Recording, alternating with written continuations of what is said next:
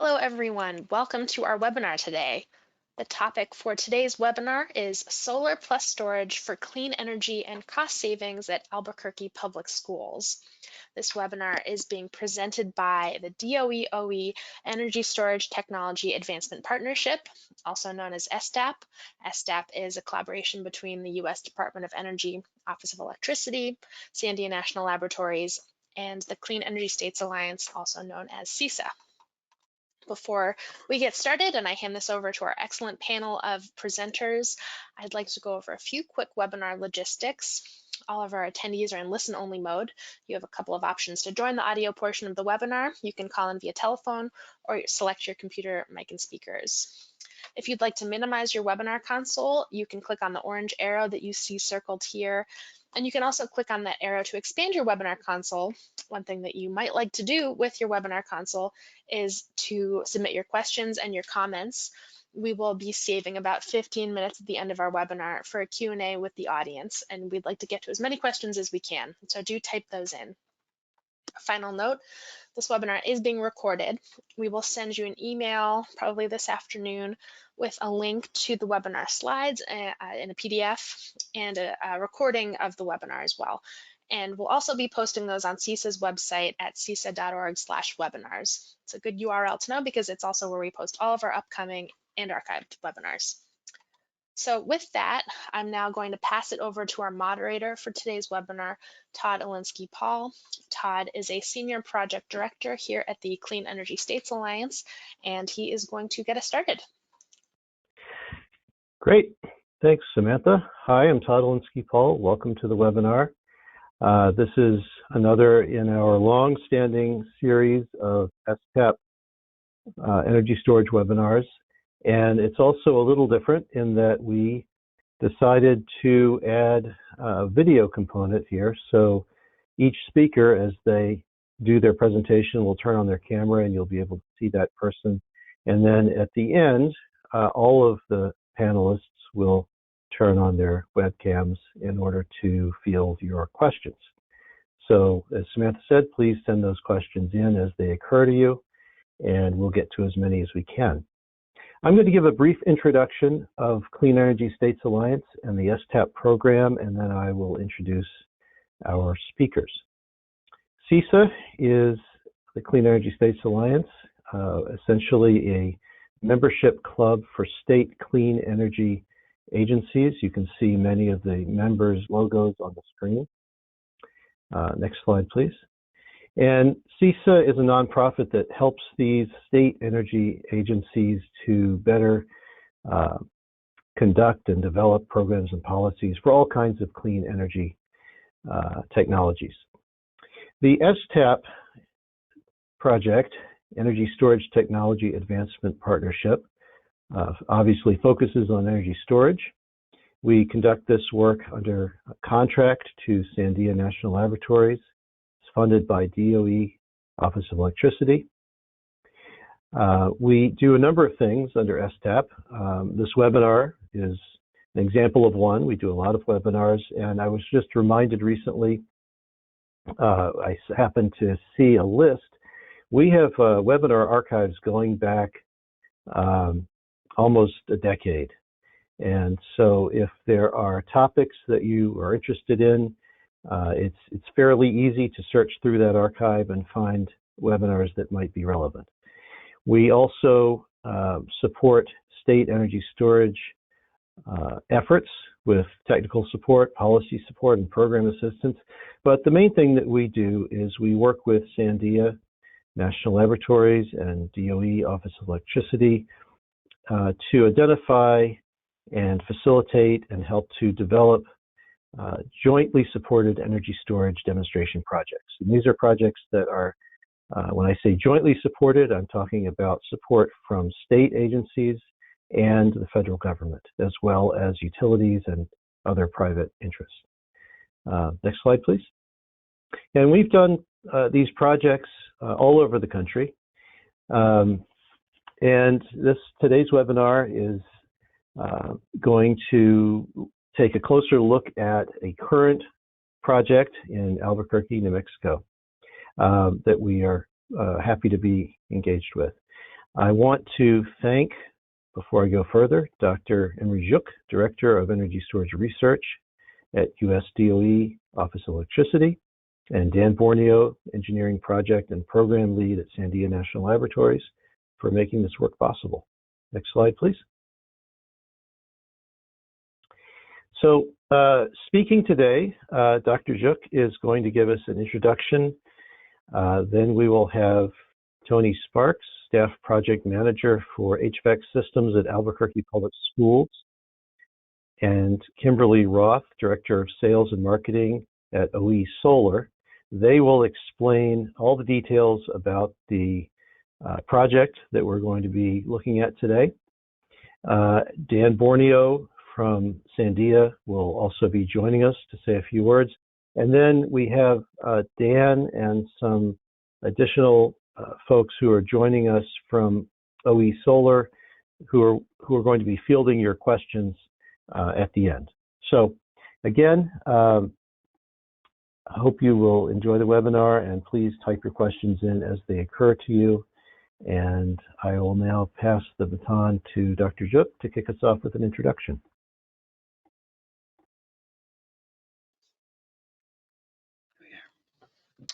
Hello. Well, as you have heard, I'm Imre Juk, and I'm direct the Energy Storage Research Program at the Office of Electricity in the Department of Energy.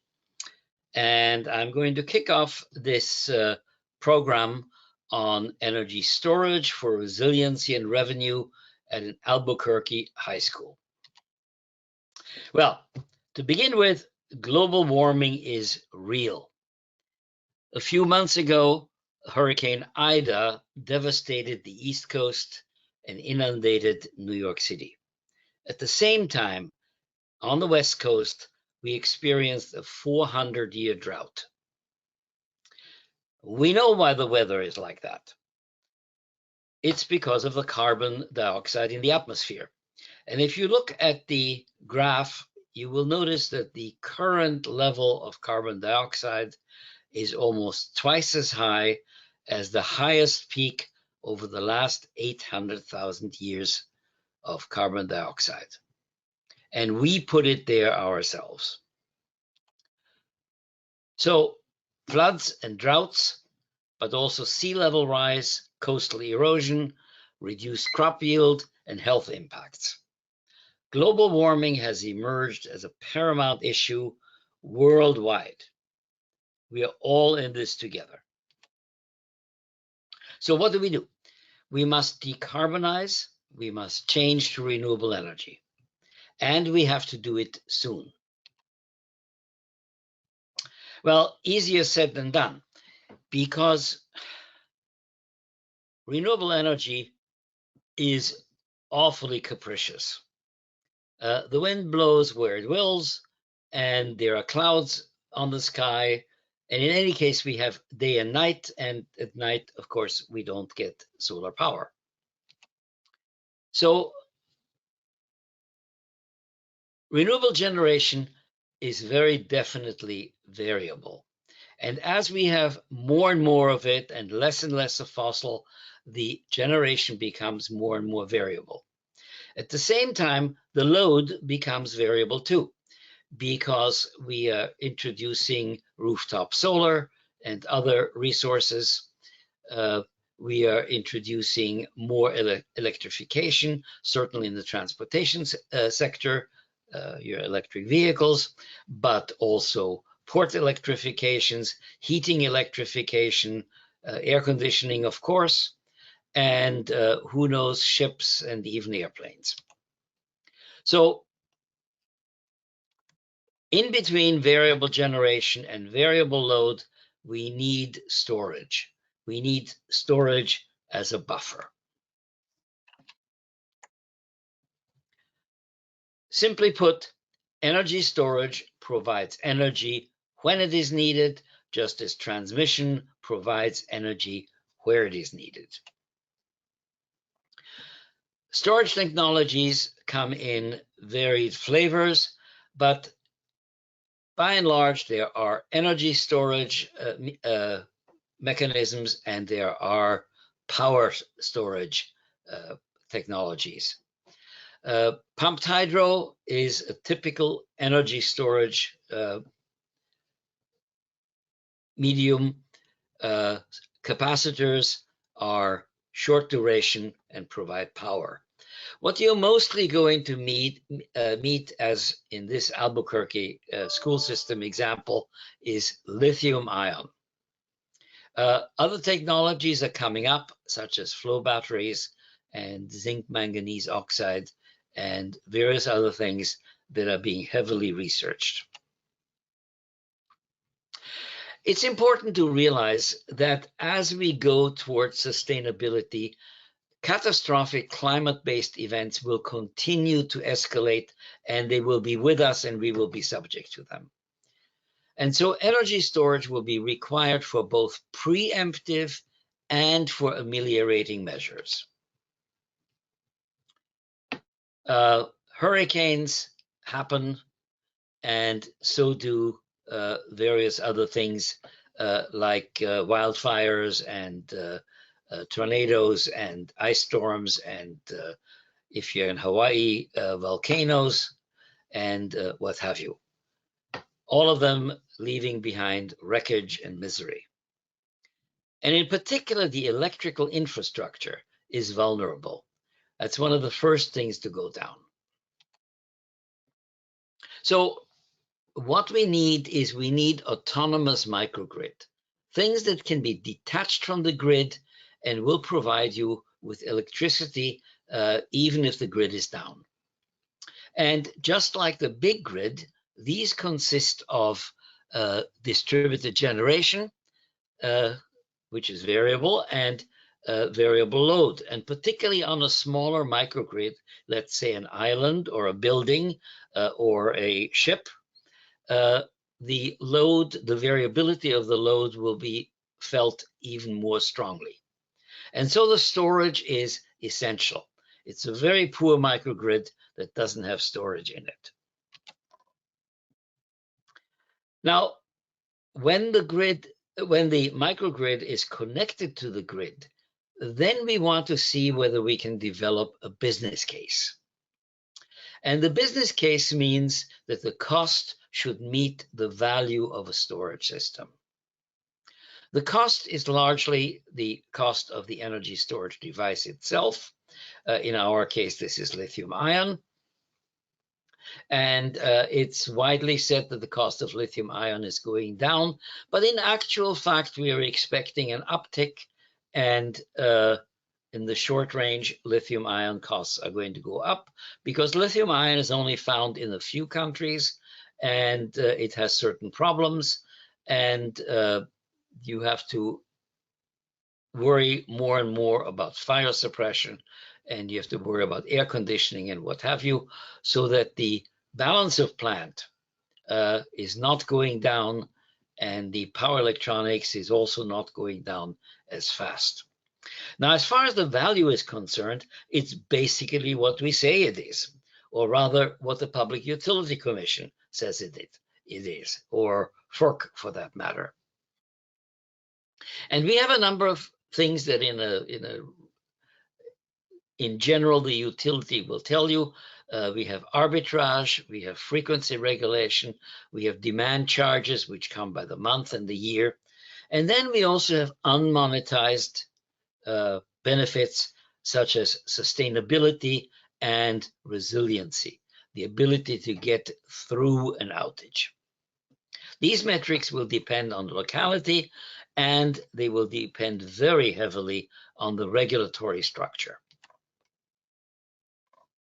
So I'll give you an example there of a microgrid. The town of Sterling, Massachusetts got a grant of $1 million, and they were going to back up a police station. And well, we heard of them, and we basically told them, wouldn't you like to make your grid, your microgrid, pay for itself? And yes, of course. And so we had Sandia show them by putting the whole thing on the computer and modeling it. We have to show them how by using arbitrage and by reducing demand charges on monthly peak and on annual peak, they could save quite a bundle of money. So we did this. We added an extra $1 million, and in October of 2016, we had the groundbreaking, and 3 months later, we had a facility there.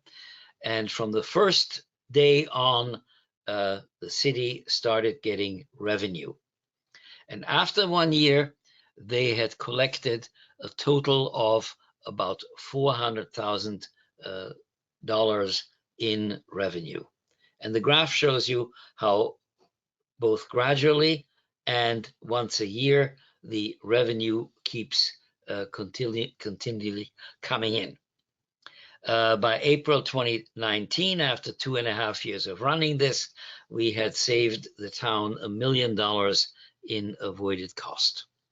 And it received rather a bit of celebrity.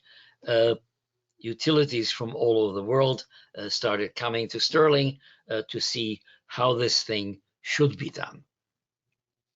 Another example from Cordova, Alaska, where there is an isolated city. You can't get there except by boat and plane.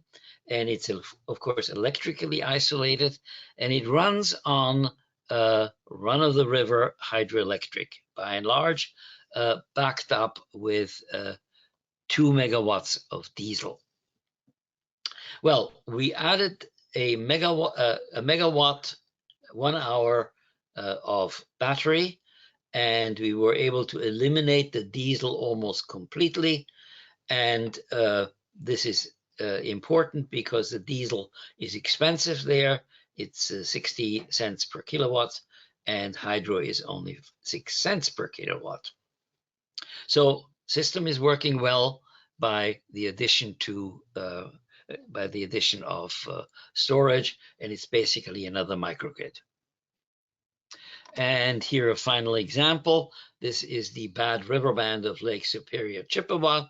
They had a disastrous flood, and they added storage to supply an administration building, a wastewater treatment plant, and a health and wellness center, which serves as a community shelter.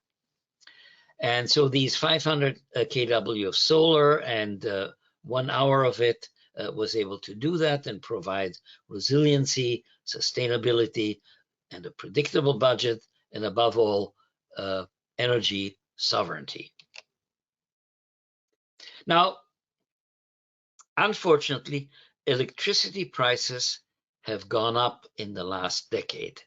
They used to track the general consumer index fairly well, but more recently, prices of electricity have shot up, and they will probably continue to do that. As a result, there is an average energy burden, which is considerably higher for poorer community and much less for richer communities who can therefore afford this situation. If you look at households experiencing energy insecurity from electricity prices and outages, you find that American Indian communities have the largest energy burden, the largest energy insecurity, followed by African Americans and Hispanics. The energy insecurity becomes a question of race as well as just poverty. So storage can help there. We can replace fossil fuel peakers to create a cleaner environment. We can introduce microgrids with storage for outage mitigation. We can do solar+storage for remote tribal communities, or for schools for that matter. And being prepared for climate disasters everywhere and assuring energy equity for urban, rural, and tribal disadvantaged communities should be high priority for the US. And that is what we are doing here in Albuquerque at this high school, because we are dealing with a community that has a high percentage of disadvantaged students. And we are assuring that the school can be more resilient to climate disasters, and at the same time obtain equity, contain revenue from this installation. Thank you very much.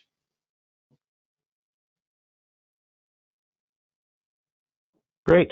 Thank you very much, Imre. And we will go ahead and move to the first of our two featured speakers on the project, Tony Sparks from Albuquerque Public Schools.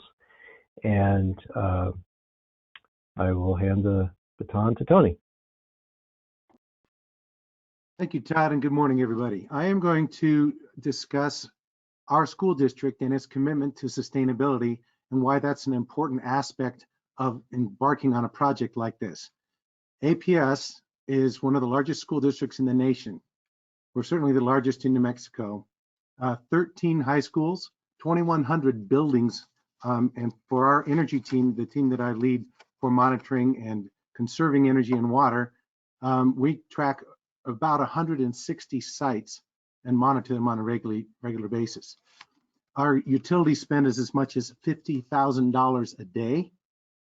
And 84,000 students, 12,000 employees. So that's the footprint that is APS. But there's some special aspects to our organization here. We are committed to sustainability from the top to the bottom.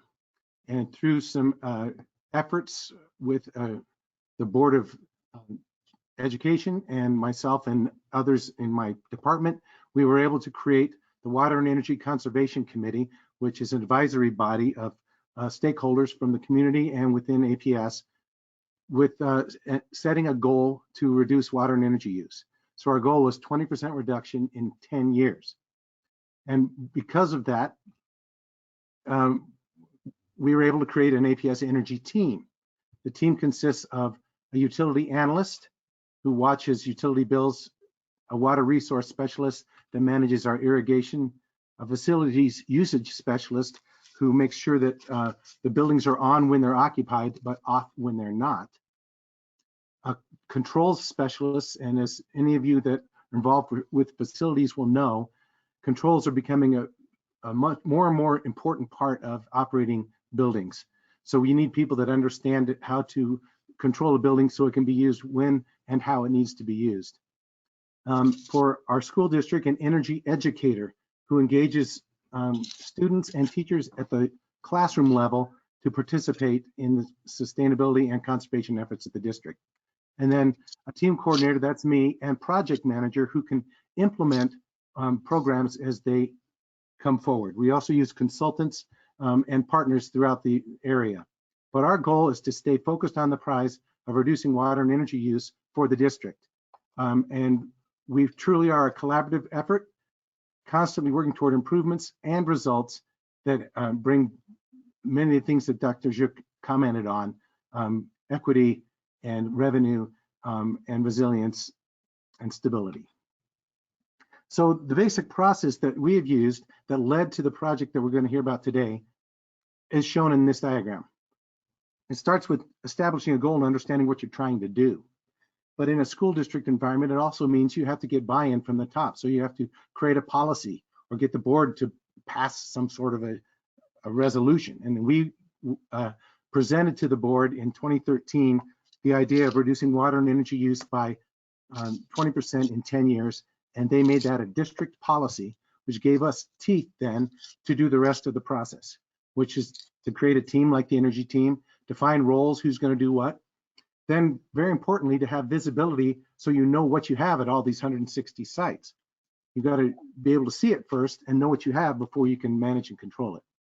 Then put in controls, establish standards that make it uniform across the board, best practices, then monitor and do projects, and then repeat, repeat, repeat. So that's our step-by-step process.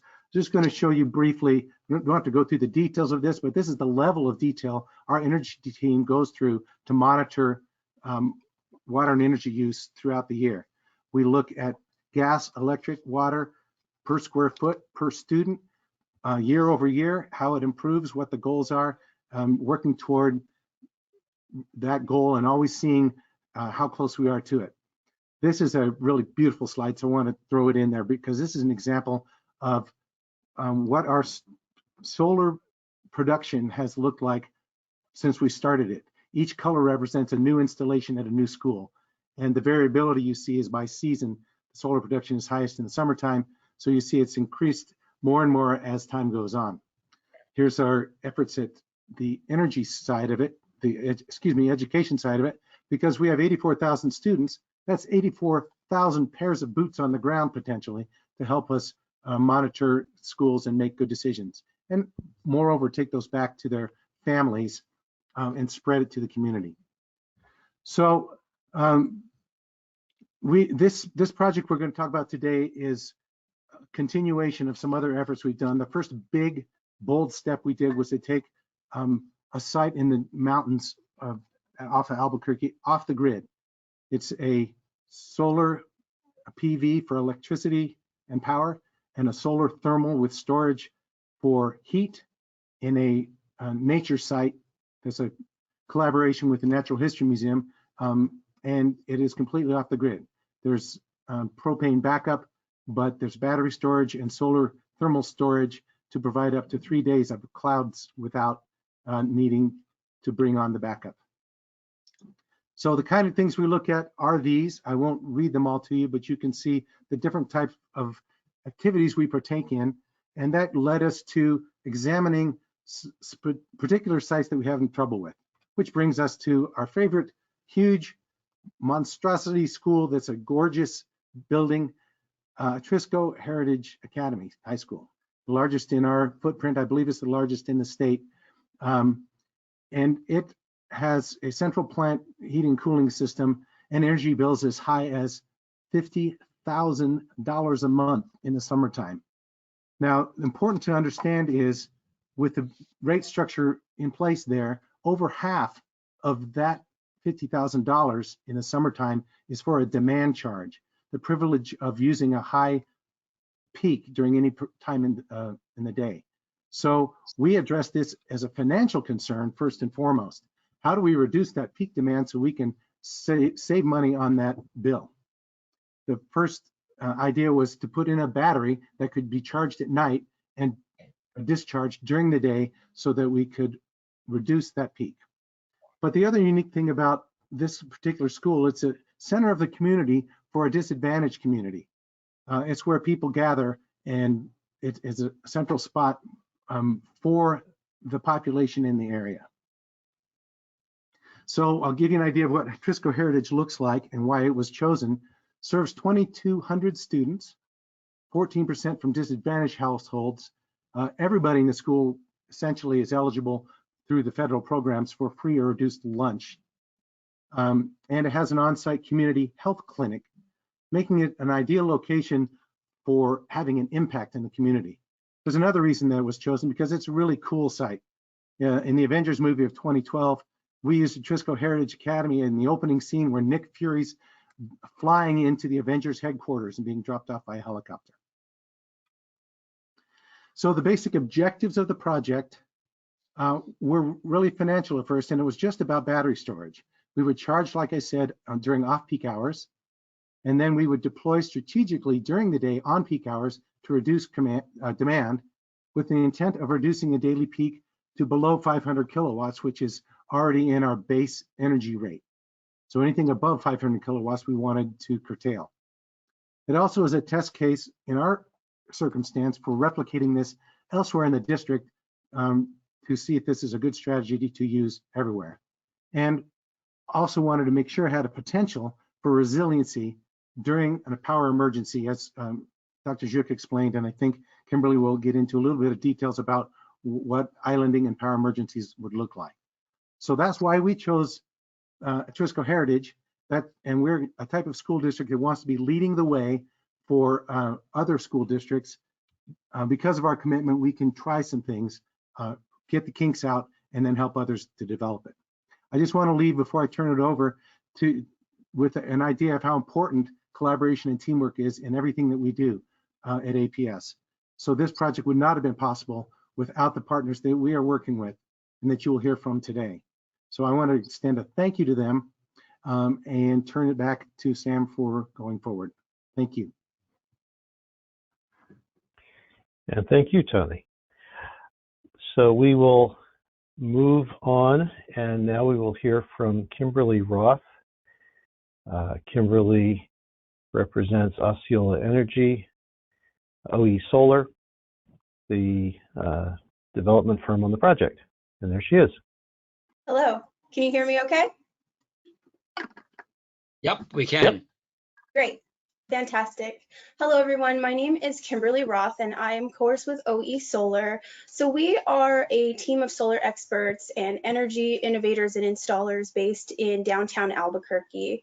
We design, build, and maintain storage and energy storage and solar PV across Albuquerque, but also across New Mexico. We are very, very excited about this project. We're very proud of this project. Schools are important to us. We've done a number of them, but this is by far our latest and greatest. So I'm really excited to introduce you to what we've developed for Atrisco and APS. We are also very proud of APS, no doubt, for supporting these types of projects and for leading the way and showing by example for the rest of the state of New Mexico. So a huge kudos to them as well. So I'm going to get into our system, but before I really can explain to you the value of this system for APS and Atrisco Heritage Academy, I have to give everyone a little mini lesson on demand charges and exactly what peak shaving is. So we're going to start there first. So a quick overview of peak shaving. So demand charges occur during what the utility defines as on peak. And some people will presume that's a couple hours in, the mornings during breakfast and then again around maybe dinner time. However, that's in this case not the case. It is from 8 a.m. to 8 p.m. Monday through Friday. And as you can imagine, those are the hours that the students are utilizing the school the most. And so due to these high demand pricing, the cost of power can actually increase up to 100% in those hours from 8 a.m. to 8 p.m. Monday through Friday. So I think that this has already been covered that, this school is spending up to $50,000 a month in utility costs in some months. In this exercise, we're going to use back to school, August, as the thing that we refer to. And so by maximizing the deployment of energy from the battery in conjunction with solar energy production during those peak hours, we are going to reduce costs exponentially over time. So peak shaving at Atrisco. So this local utility, and any utility for that matter, they create rate cases to classify the costs that are charged to consumers based on their energy usage. And in this case, Atrisco for our local utility is under a rate case 4B. So the battery is going to store power at night when the rates are lower and then at off-peak times. And then it's going to deploy its energy during those peak hours, 8 a.m. to 8 p.m. To reduce those demand charges. And this battery is going to save the school approximately $3,500 every month just by reducing the amount of energy that is needed to be purchased in those peak hours. So this is what it looks like, and we really get granular at OE Solar when we go to understanding the utility rate for our clients, and in this case, APS. And there's a few different charges to be mindful of. There is a customer charge. That is just for being a customer of the utility. So this, nearly $600 a month simply for being a customer. And then that's when you get into those on-peak demand charges. And this is really the section that we're focused on right now. As you can see, they have different prices for utility-owned or customer-owned transformers, but for any school across the nation, you can kind of bank that they are going to be using utility-owned transformers, which is a little bit more than if they owned it themselves. And then here's where we get to the energy charges themselves. So you're looking at on-peak demand charges and customer charges before you really even get to paying for the energy that our students are utilizing. And on-peak and off-peak, it is a double difference when it comes to those charges. So when you add all this up, and when you have a school the size of Atrisco Heritage working within those hours between 8 a.m. and 8 p.m. Monday through Friday, this can get very expensive very quickly. And so the system is really designed to target this bottom line head on. So about this project, we are bringing brand new technology and raising awareness on the importance of solar for schools. This battery is the highlight of today. We're going to be putting a Tesla Megapack 2 on this school, and I'll get a little bit more into that in a bit. It can hold up to 2,887 kilowatt hours and is rated for a maximum power output of 4 solid hours. The PV system itself is going to be an additional 850 kilowatts DC, and that annual energy production of the rooftop solar is going to be 1.3 gigawatts. So this is not a small system that's going on the roof. They have plenty of roof space. And so in total, what we're looking at is $3.5 million saved. That is just cost avoidance by offsetting those demand charges at 8 a.m. to 8 p.m. Monday through Friday that our students are sitting at their desks. And we're going to be doing that peak shaving over the lifetime of this system. So $3.5 million back to our students, our programs, and into things that are important for our schools. So this is the main system components. We've got the Tesla Megapack 2 battery system, and I've got a picture coming up soon about that. And then there's a battery meter that tracks the charge and discharge of the battery. The site controller, this one's a mouthful, supervisory control and data acquisition. In the biz, we call it the SCADA system.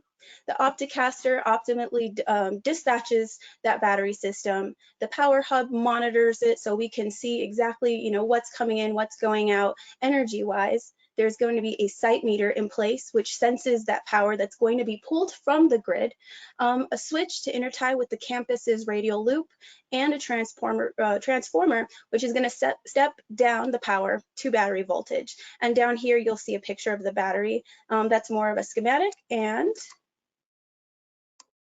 I thought this was going to be a picture and it's not. Anyway, we're bringing new technology to the school. This is going to be the first of its kind for APS, and we're very excited to bring. The main goal of this is peak shaving those demand costs.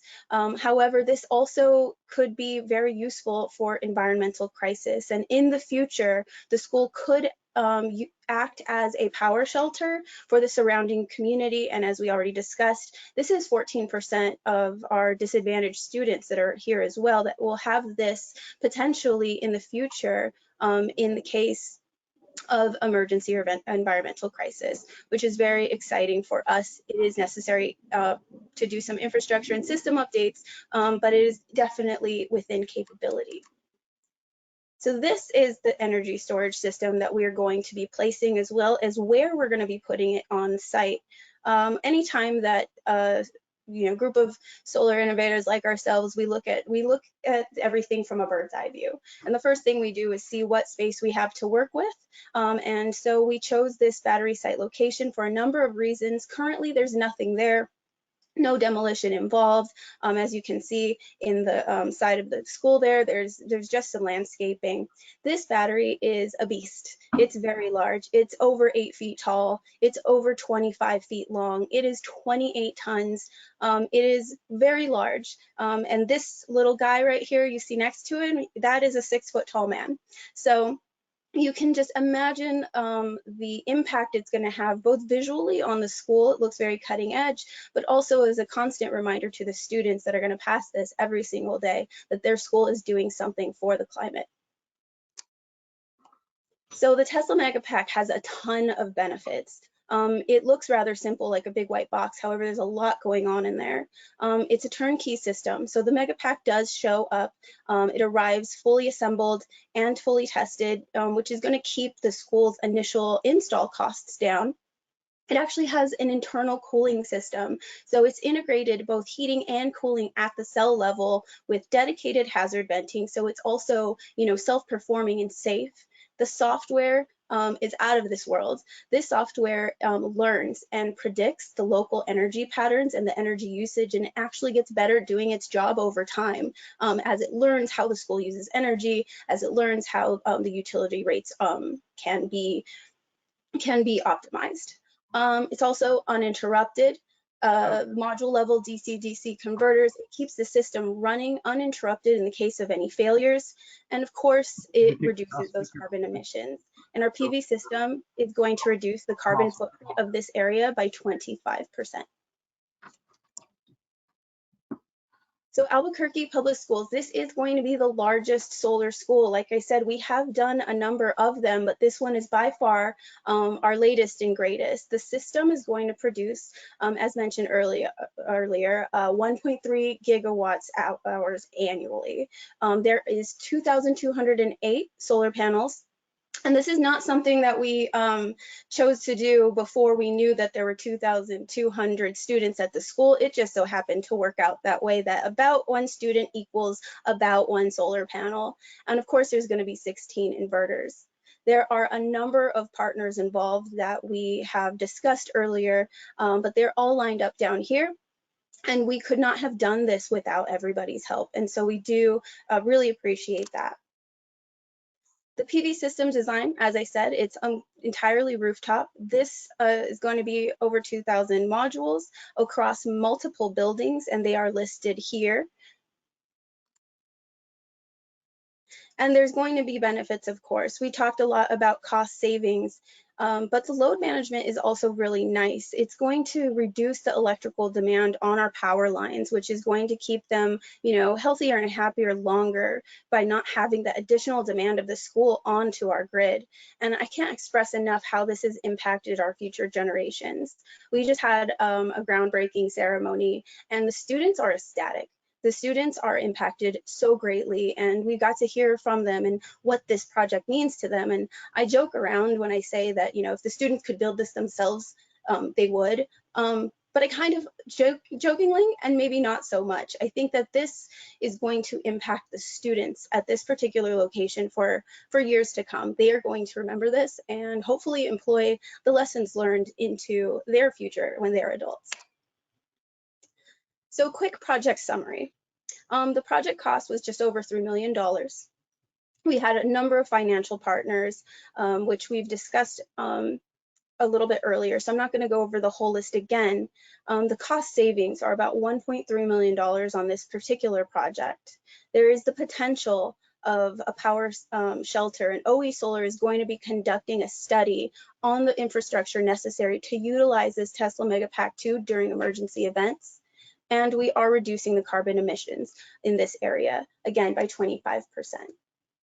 I want to thank you guys all for attending this, for learning about solar in schools. I highly encourage you, if you have any questions at all, you can always email me directly. But that is what I have to say. And I also, just so you guys know, have brought a couple of our project managers on this site. If you want to ask any in-depth questions about the system, we've got some professionals on the line to answer all of your questions. So I highly encourage you to ask as many questions as you would like. Thank you so much. Thank you, Kimberly. And I think we are ready to start addressing questions. If everybody could turn on their webcams, please. In addition to our speakers, we're joined by Mike Blaha, Director of Operations at OE Solar, and Adrian Mariah, Project Coordinator at OE Solar, and Dan Borneo, Engineering Project and Program Lead at Sandia National Laboratories. So we have a few questions, and if you have a question in mind and you didn't ask it yet, please type it in. We have, I think, time for a few more than we have lined up here. So one person, and I will let you know if I think there's a specific person to answer any of these. A lot of them are going to be fairly general. So jump in if you have the answer. The presenters a couple of times stated that the storage was supposed to be charging at night when rates are low and discharging during the day at peak hours to reduce peak demand and thereby save money on demand charges, which all makes a lot of sense.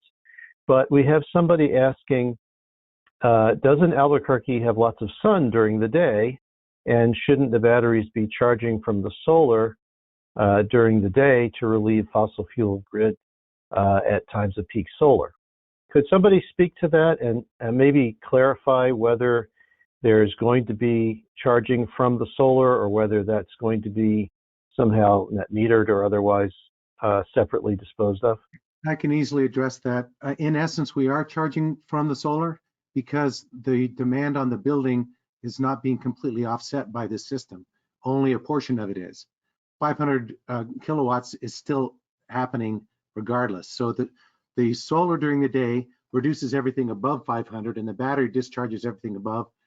No matter what, you're going to have to charge that battery sometime, and you don't have any sun at night. So it's because of the load of the building that we're not going to isolate it and charge it just with solar.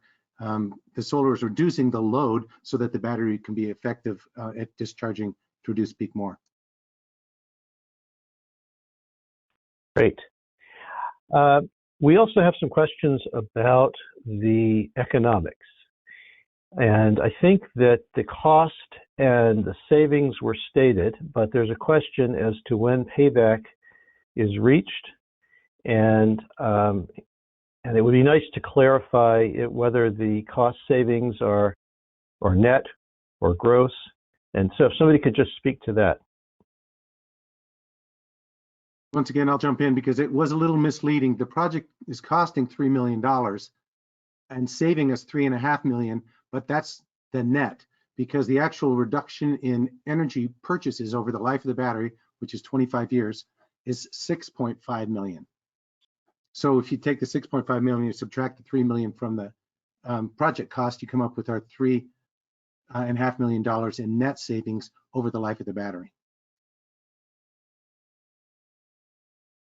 And do you know when the payback is reached? Does anybody have a estimate? And what is the life of the battery?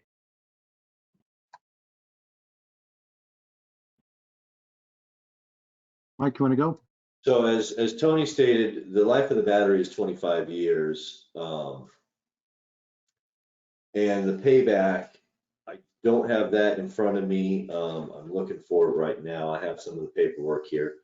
We were looking at originally, can't remember. It's just over 13 years, Mike. Is that what it is? Okay. Just over 13. Looking at the cumulative cash flow. Okay. Could you repeat that, Tony? Payback in just over 13 years. Great, thank you. So 13-year payback on a 25-year right system? And that's when we would replace the cells, is that correct? I'm sorry, Tony, we could replace the battery cells at that time and go another 20 years. Yes. Okay, all right, thank you. Related question, how can the high initial cost of installing solar and storage systems be addressed to achieve widespread adoption? I think, as we move forward with energy collection and storage, we see growth tremendously in the industry itself. We heard earlier on that we're looking at different battery systems and so on and so forth. I think by utilizing or by showing how much we can save over a short amount of time and seeing the growth of the industry over that same amount of time, you're going to see exponential savings over and over again. So when you do a payback, you're looking at what we're offering today, but tomorrow's energy conservation is going to be so much greater than it was today. And who's to say we can't implement that and make the initial layout cost any cheaper, much cheaper than what it really was. But perhaps more importantly, this is the field of financial engineering. There are a number of models which could be adopted, although they have not been widely adopted, where, for example, a third party essentially pays everything up front and then gets reimbursed over the lifetime of the project. That means you have to trust the project and assume that it will continue to get revenue and exist, and that the manufacturer will exist for that period of time. There are also other schemes of taking care of the financial situation, but all of them essentially depend on, as you said, widespread adoption of energy storage in communities. And that's why I spent so much time on the uniqueness of Albuquerque Public Schools and their commitment to sustainability. We are taking some plunges as early adopters on systems that will come down in price once the bugs get out. And we're willing to do that for the greater good. Thank you. I think, Dan, you're muted if you're trying to speak to this question. Okay, sorry about that. So to add to that, so you look at the system cost, and the system cost has come down probably by 50% over the last 5 years, just due to the number of systems being in place. And so the nation as a whole is working on how do we get manufacturing into the country. We continue to work on the systems themselves, on the technologies, on the chemistry, to see how we can reduce the costs there. So as we reduce the costs and we do more and more, the cost is even going to go further down. And I mean, it's never going to get zero, and it might hit some of the lofty goals that the DOE has put out there. And so that's really going to help the situation. Kimberly, I have a question for you. You mentioned the 25% reduction in carbon across the region. How big is the region that you're talking about?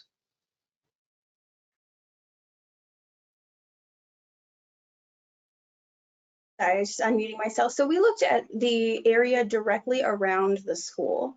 We didn't take it out too far. This is something that is, it's on the outskirts of our city. So there's not too much population, but it is starting to grow out there. So it is a tight, it's a tight community, but fairly unpopulated outside of the community that is immediately around school. So it is just the vicinity in that immediate area. Okay, because obviously when you say 25% reduction, it depends on how many people are included. It is fair to note that this is on, like I said, the very outskirt of the city. Yeah, but even if it were for the school, since the school is so big, it would be significant. Absolutely. This is a major part of the horizon line out there. This school definitely towers above a significant area of residences. So there's not too many other businesses in this place, and certainly not a building or any other entity that is as large as this school. This school is pretty impressive when it comes to its scale. It impacts the community very much. It really is. Well, this is actually quite relevant to the preceding question, because one of the ways that we are going to be able to address the high costs of some of these technologies is by being able to monetize benefits that are not currently monetizable. So things like emissions reduction, while it's a valuable benefit, I don't think there's a way currently that Albuquerque Public Schools could monetize that benefit, but those markets will eventually develop. And the other thing that I just wanted to throw into the mix is risk, because in order to achieve financing for new technologies, you have to be able to reduce the perception of risk. And that leads to the next question from somebody in attendance, which is, how are fire safety concerns of lithium-ion batteries addressed? And I think we should maybe speak to how it's addressed in this particular project being located at a school. Obviously, that's something that was taken into account and thought about very carefully. So if somebody could maybe speak to that. So the system itself is going to be self-contained in a wall away from any buildings. That's going to be the first step. But as well as it's got its own fire suppression system that is built into the system with that cooling and venting system that they provide. Unfortunately, conflagrations can still occur, and we have a safety team which we will use to not only inspect the situation, but to bring in the local fire professionals, fire marshals, etc., and walk them through the facility and explain to them how the system works and how it is safe in terms of fires. And I'd like to also just chime in there. I've already been in touch with the fire department that will have jurisdiction in that area, the Bernalillo County, and the fire marshal and his lieutenant are, prepared to come out and work with us through any issues that they may have or concerns. We are going to be applying NFPA 855, which will be the statute that would be in place for any fire departments. And one of the things, just in terms of the proximity of the building, is going to be that one of the things that we need to consider is that the enclosure and the unit itself not be within, say, a 10-foot distance from a manner of egress.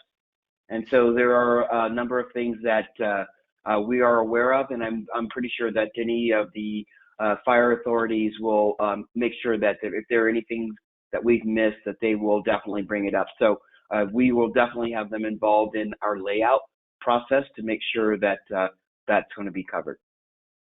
The picture didn't show it, but I assume you will have a fence around the storage unit. Absolutely. We have a CMU block enclosure that has plenty of spacing per requirements from local and national authorities. And the height of the wall will be 10 feet above the slab that the unit itself will be on. So the unit is at 8 feet 3 inches, and the enclosure itself would be at 10 feet. Thank you. I just want to check with our panel here. Can we extend the time on this? We have quite a few questions, and if nobody has to jump off right at the moment, we could extend it just a bit longer and try to address some more questions. Certainly. Great. So speaking of safety, somebody has asked, do battery safety concerns add significantly to the system cost? Is there anybody that can address that question, maybe not specifically about this particular project, but in general, to the safety issues? Is that a significant cost issue as well?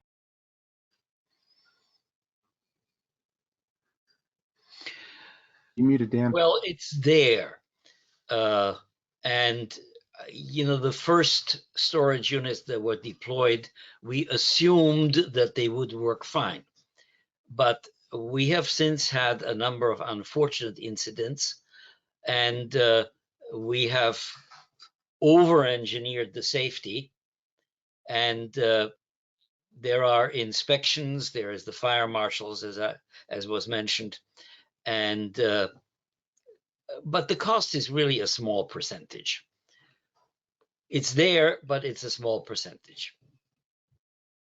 And if you look at the Tesla system, they're actually reducing some of the over design that we've seen in the past, and they're going more with cooling with the basically the same system they use in their cars.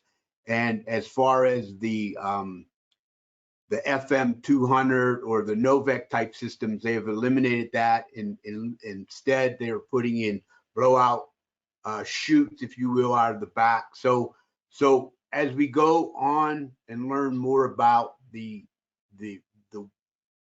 thermal runaway and what happens and how it happens, we're starting to realize that some of the things we have been doing are really placebos. And so we're reducing that, and we're doing other things such as the control systems and the battery management system to watch out for what's going on. Now, this is industry wide.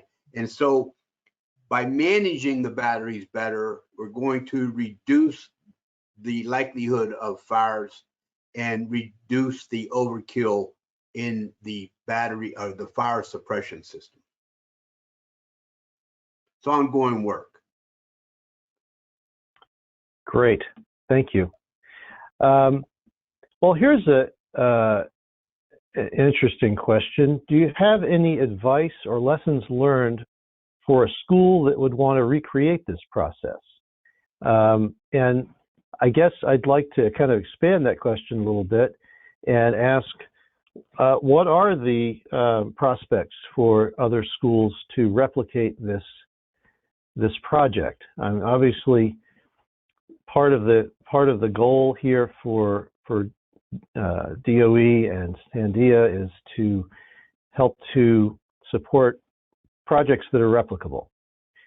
And I know there's a lot of other schools in your system. So any lessons learned for these other schools, and any thoughts about replicating this project?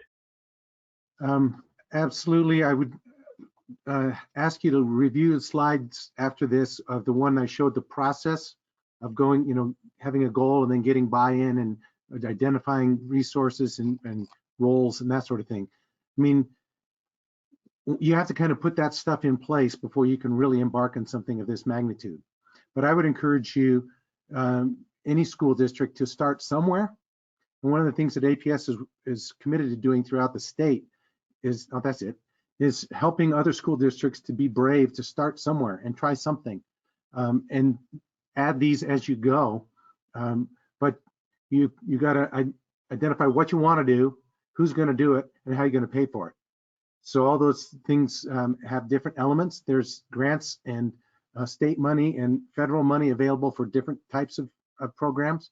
We started this very initial study with a grant from your group, Todd, to evaluate the possibility of a site being able to put on a battery. And we actually decided after that study to not use the site we had evaluated, and we moved to Atrisco Heritage instead. But we use grant money to do that. So those are some of the things. And the other thing is to give yourself some leeway to not to be patient.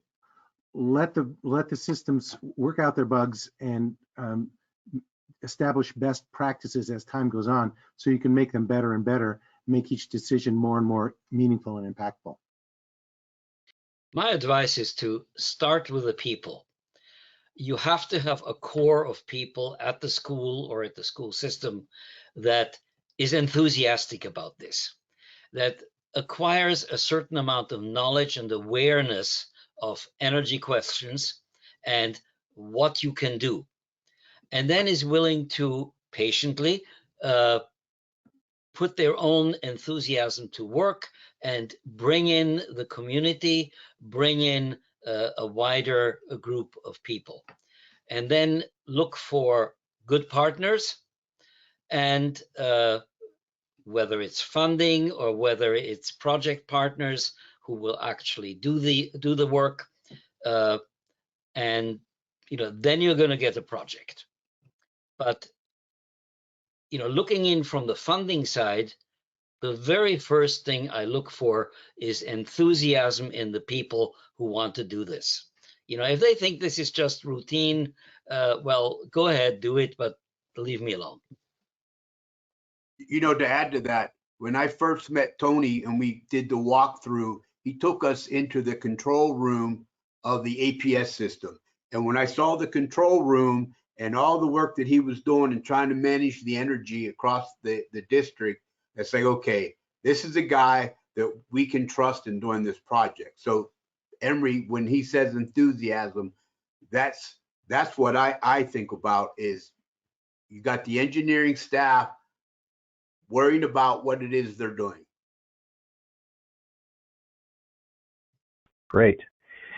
So this is a question I'm not sure we'll have an answer to, but we'll ask it anyway because this person really wants to know this, and I can tell that because they've written it in all caps. And the question is, what fuel source is charging the batteries at night? And that would have to do with what is the fuel mixture on the grid. Right. And do we have that answer? Does anybody know? E&M has a blend of nuclear, coal, solar, and wind, and natural gas. So all of it, it's a blend. I wish our representative could speak about that to know what the mix is. Mike, do you have a better idea? No, in fact, the answer you gave was actually one step further than what I had. I knew it was the wind and solar as well as the coal, but I wasn't sure about natural gas and nuclear. So, yeah. Well, But at night you hopefully, wouldn't as have the mix solar. changes from a carbon point of view, it's going to be more and more effective.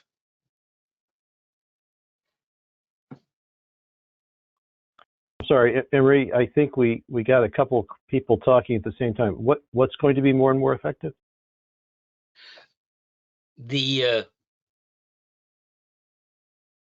From the carbon point of view, the storage and charging at night is going to be more and more effective as the mix changes towards using more renewable sources. And of course, that will come from storage also. But if the all caps were insinuating that we were being completely green here, no, we're still not off of the fossil fuels. Incremental steps. Okay. I'm going to ask one last question, and then I think we're going to need to wrap this up. The presentations basically stated that at some point this system might become islandable and provide resilience benefits to the community. Could somebody speak a little bit more to what would have to happen, and is that a plan? Is that a possibility? And what needs to happen and when in order to achieve that? I can speak towards that. What we're doing right now is we are proposing to do a study on certain parts of the Atrisco Heritage facility to see the feasibility of the energy usage during a downtime, to see if the battery system that we are implementing would fit the need.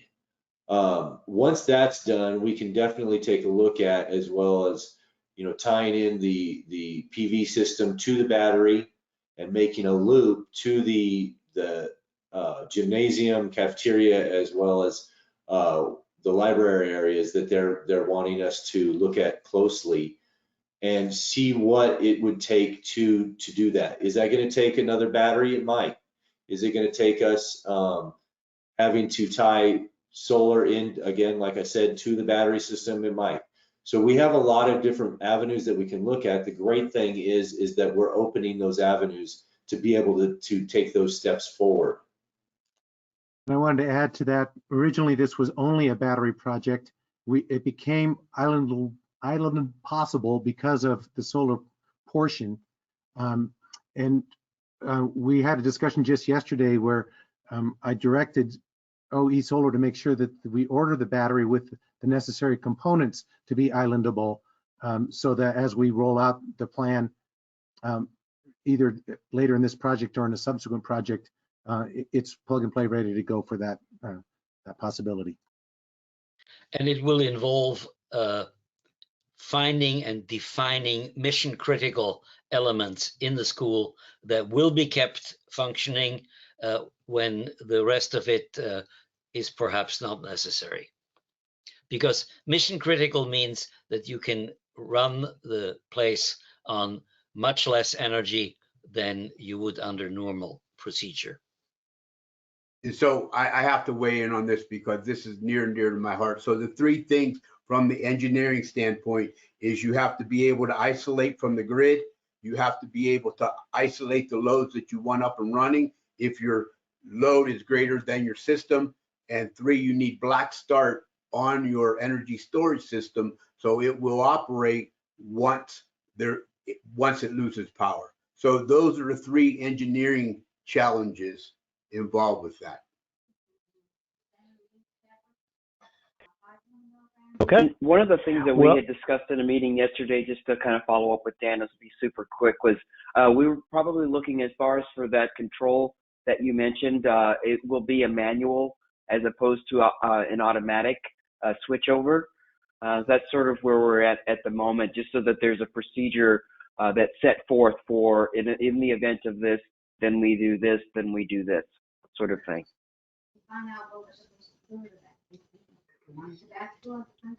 Okay. Well, we have gone an extra quarter of an hour. I think we should wrap up. Dan, did you want to say anything at the conclusion here? So I do. I'm going to be really, really quick. So the 2 words that I'm always thinking about when it comes to the energy storage arena are possibilities and probabilities. So the possibilities are unlimited, right? We can do anything. It's especially talk to any salesman out there. Nothing's impossible. But the probabilities are 0 to 1. It's either going to work or it's not going to work. And so as we do these projects, that's the beauty of this program that we have under the DOE, is we actually take all the possibilities and we try to make the probability 0 to 1 and hopefully 1. We've had some zeros, but we keep working towards the 1. So I just want to do a shout out to Emory in the program where we're actually able to do work. We're actually, as a research and development lab, that's not usually the case. We're usually doing studies, but in this program, we are actually doing work and taking possibilities and making them probabilities. So thank you very much. Great. So thanks to all of you for your wonderful presentations and discussion. Samantha, if you could maybe put up the slide with the contact information and links and so forth.